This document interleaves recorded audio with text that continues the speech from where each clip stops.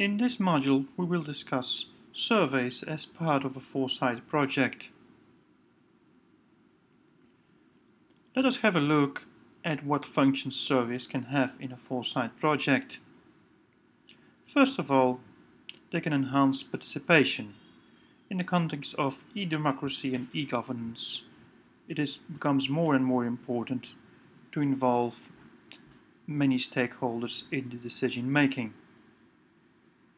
Secondly, surveys can add creativity to a project and to the decision-making process by generating ideas. Thirdly, surveys can collect information on stakeholders' interests and analyze points of consensus and dissensus. Fourthly, surveys can have a function in priority setting based on expertise of experts and assessment of ideas on their priorities. Finally, surveys can also have added value by raising awareness around the project. In this way, surveys are also a tool for marketing. Here we see an example of a website used in the Wood Wisdom Net project with the objective to support the development of international research agenda for wood wisdom. On the left-hand side, we see a set of tasks that were followed along the project. Here we see it in more detail. The first task was collecting and solicitation of research issues that would be relevant in this area. Those were collected among researchers. In the second stage, researchers were asked to assess those issues on a set of dimensions.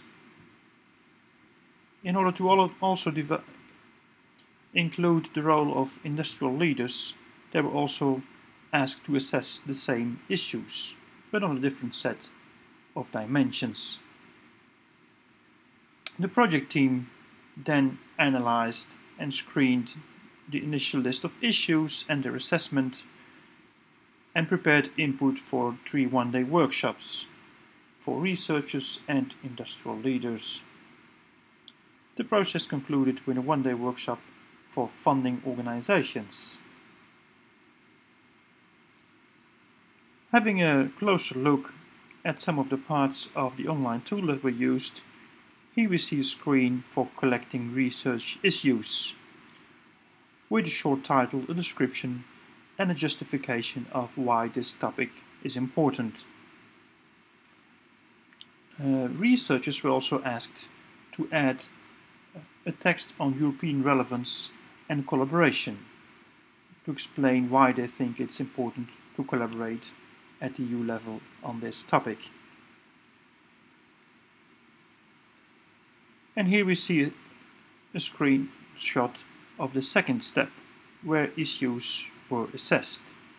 Dimensions of assessment for researchers was the novelty of the issue, but also the tentative interest on how interested researchers would be in participating in possible new projects related to this issue. If they score high interest, they were asked to give their contact details to be contacted in the future to work on this topic. For industry leaders, issues that were used were industrial relevance, possible time horizon for industrial use, and suitability for the project. As a conclusion on the role of Foresight in this particular project, we can conclude that benefits for stakeholders are the following. For researchers, they can learn from a systematic process. For industry, influence through comments on prospective research. And for funding organizations, an improved understanding of research issues that are relevant to researchers and industrialists. On the one hand, it makes it easier to commit funds, and on the other hand, It supports the development of calls for proposals. Some key process coordination considerations in applying surveys in this context are how to balance top-down and bottom-up prioritization. At what stage should we build a taxonomy of research issues? And how should we foster new networks of collaboration? Extensive analysis were distributed among the project members, and those conclusions will probably be useful in other ERA-NETs as well. A second case is a project Facing the Future: Time for the EU to Meet Global Challenges, which was conducted by JRC-IPTS for the Bureau of European Policy Advisors of the European Commission. The aim of the project was to better understand the state of the world by 2025 and the policy implications for the EU. Methodologically, the following challenge was ahead. A literature review was conducted of 150 forward-looking reports identifying 400 issues shaping the future of the EU and the world. Issues were then divided into 3 groups, according to the experts of the review. The first group was a set of issues called evidence-based existing trends. The second group was called possible emerging trends, and the third group were wildcards. The main problem was how to discuss all these issues in a workshop. The need for prioritization of issues appeared to be key. In order to prioritize these issues, an online survey was conducted with the following rationale.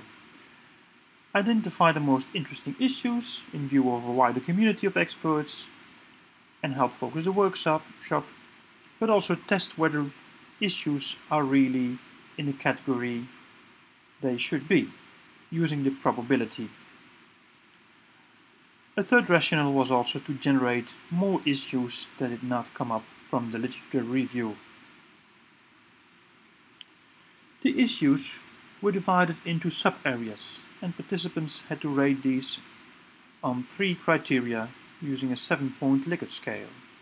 The criteria were the following: relevance for EU policy making, novelty in comparison to earlier policy debates, and probability of occurrence by 2025. As a next step, after the data were collected, a multi-criteria analysis was applied using the robust portfolio modeling tool.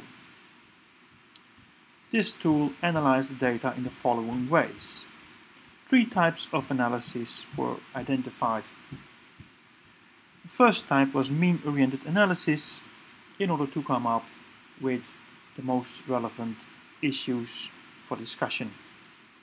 An example, for instance, was increasing EU dependence on oil imports, leading to over 85% in 2025. This was assessed as being very relevant and also probable by 2020. The second category is the category of rare event-oriented analysis, using the inverse of probability mean.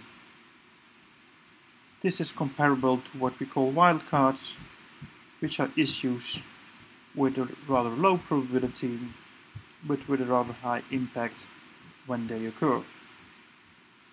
An example is oil or other commodities being globally priced in euro by 2020.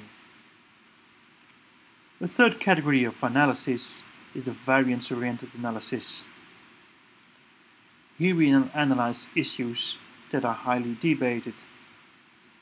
An example is UK entry into European Monetary Union by 2025.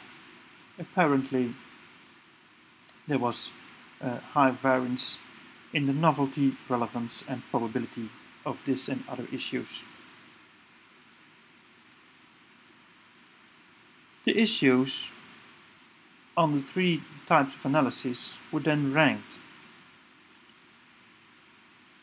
Those green issues are those that score best independent of the different weights that are given to the different dimensions. Also, those scoring more than 50% were taken into account for discussion into the workshop. The issues can also be mapped on two dimensions, on their probability and their relevance. In this way also highly probable and highly relevant, or lower probable and lower relevant issues can be discussed. As an input for the workshop discussion, those issues that came up as relevant in all three types of analysis were listed together with all the other issues. Here we see an example of part of the list. All the issues were included, but those with high relevance were marked in darker or lighter gray. This is a good example of how to prioritize issues but still keeping all the information from the process. All the issues analyzed in the process were included as part for the discussion of the workshop, but those considered more relevant based on the online consultation were given more attention.